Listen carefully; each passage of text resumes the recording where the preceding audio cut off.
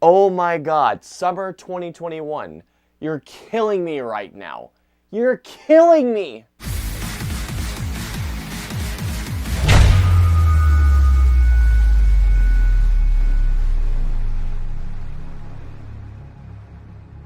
So Space Jam: A New Legacy is the sequel to 1996's Space Jam starring Michael Jordan. This one is starring LeBron James as himself, as after his son has been kidnapped by an algorithm played by Don Cheadle, he follows them both into the Warner Brothers serververse. The algorithm challenges LeBron James to a basketball game saying, hey, if you win against me, you get your son back. However, if you don't, not only are you stuck in here with me, but the Looney Tunes, bam! The algorithm sends LeBron James to Looney Tunes World where he meets up with Bugs Bunny so the two of them can get all the Looney Tunes back together for a big basketball game so that LeBron James can save his son and the Looney Tunes. Alrighty guys, so let's get into Space Jam: A New Legacy. Excellent!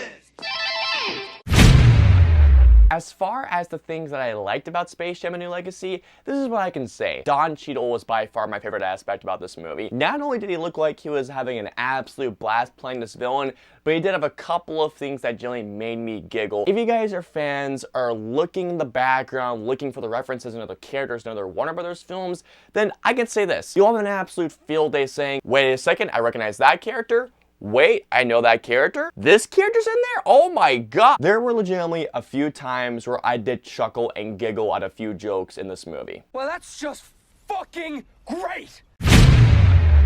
Space Jam: A New Legacy. All I'm gonna ask is one thing.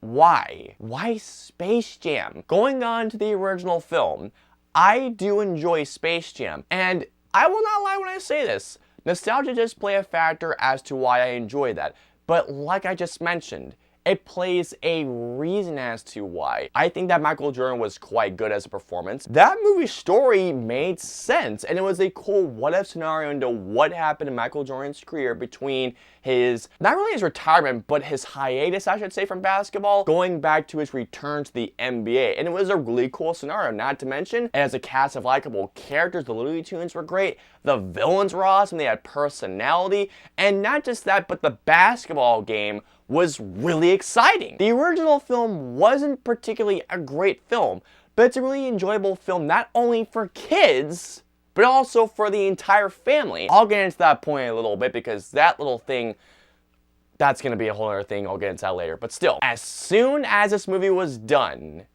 that thought still lingers in my head. Seriously, why is a Space Jam sequel a thing?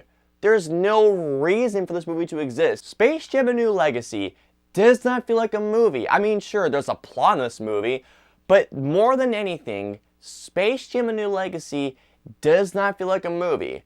This movie feels like a big advertisement for Warner Brothers to sell HBO Max. There's a story in this movie, do not get me wrong, but one of my biggest issues with Space Jam: A New Legacy is the plot and how little there is when it comes to stakes. I couldn't care less about the plot of what was happening and what was going on in the movie. I mean, sure, there's some stakes involving the Looney Tunes, but at the same time, why should I care about this time? Why? The best way that I can compare the original film to the sequel is like this. The original Space Jam not only had a good story, but it did have references to other Warner Brothers properties. But the thing is, the references to their properties didn't get in the way of telling that really cool what-if scenario. Imagine that was vice versa when it came to this movie.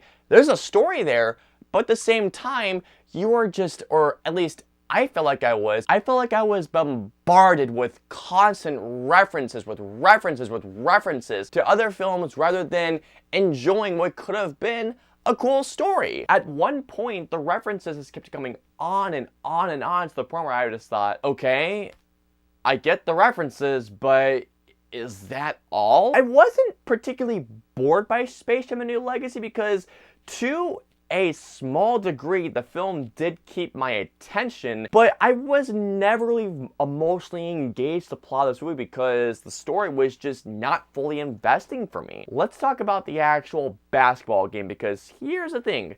Like I just mentioned, this movie is full, and I mean like I mentioned before, This movie is filled to the brim with a bunch of Warner Brothers properties like The Matrix, also King Kong, Iron Giant, Justice League, Clockwork Orange, going back that far. When it came to getting together the basketball players for LeBron James' team, when LeBron James is trying to get the team together, he's thinking of some pretty smart things. He's like, okay, let's get Superman, let's get the Iron Giant, King Kong. He could have gotten freaking Neo from The Matrix. Heck, Furiosa from Mad Max, he could have got it. He's doing the smart thing here. But Bugs Bunny is just like, well, I had something else in mind here. We can get these guys. One thing in particular that I want to bring up, and I know many of you will probably ask this, Lolo's redesign. Many people have been in a huge uproar because of Lolo's redesign. Guys, I'm going to say this right now. If your biggest concern about Space Jam: A New Legacy is the fact that they redesigned Lola, that's seriously your biggest concern is Lola's redesign?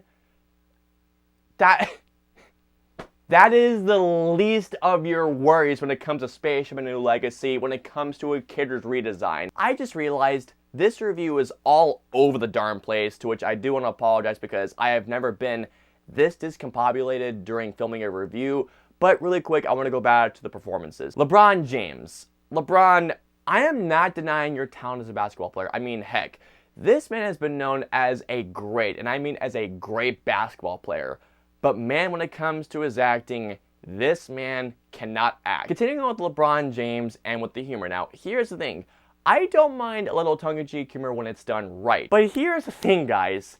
When your joke literally points out that your main actor cannot act, it doesn't work in your favor, and it really just shows that LeBron James cannot act. This movie is about 2 hours long. Yeah, 2 hours. This movie could have been easily cut down about 15-20 minutes. At one point during this movie, especially in the basketball game, I was just like, okay guys, wrap it up. It's getting a bit long over here. Before I continue on to my overall, there's something that I mentioned earlier, and I need to bring this up because I see many people, and I mean many people, talking about this. And when it comes to kids movies in general, this drives me crazy, but I just need to get this off my chest. Space Jam: A New Legacy hasn't gotten the best reviews. There are some people out there, there are many people out there as a matter of fact, that will say this, and this drives me insane. You didn't like this movie? Of course you didn't. It's a kid's movie. It wasn't made for you. Guys, please, for the love of God, stop making that excuse. Just because it's a kids movie doesn't mean that critics or even audiences should be less hard on a kids movie. Does that mean I have to be more lenient and more kind to a kids movie just because it's a kids movie? There are plenty, and I mean plenty of kids movies, whether they're animated or live action, that appeal to everybody out there. No matter what demographic a movie is made for, if that movie fails, it fails for that person. My apologies, guys. I had to talk about that because hearing that legitimately drives me crazy. And here we go. So overall, I really wanted to enjoy Space Jam: A New Legacy knowing how much I enjoy the original. But unfortunately, Space Jam: A New Legacy didn't really feel like a movie. More than anything else, this movie feels like a big, and I mean a big advertisement for Warner Brothers, especially for HBO Max, with LeBron James being the caterer for that advertisement. All in all, I did not enjoy Space Jam: A New Legacy, so I'm gonna give Space Jam: A New Legacy a 1.25 out of 5 stars.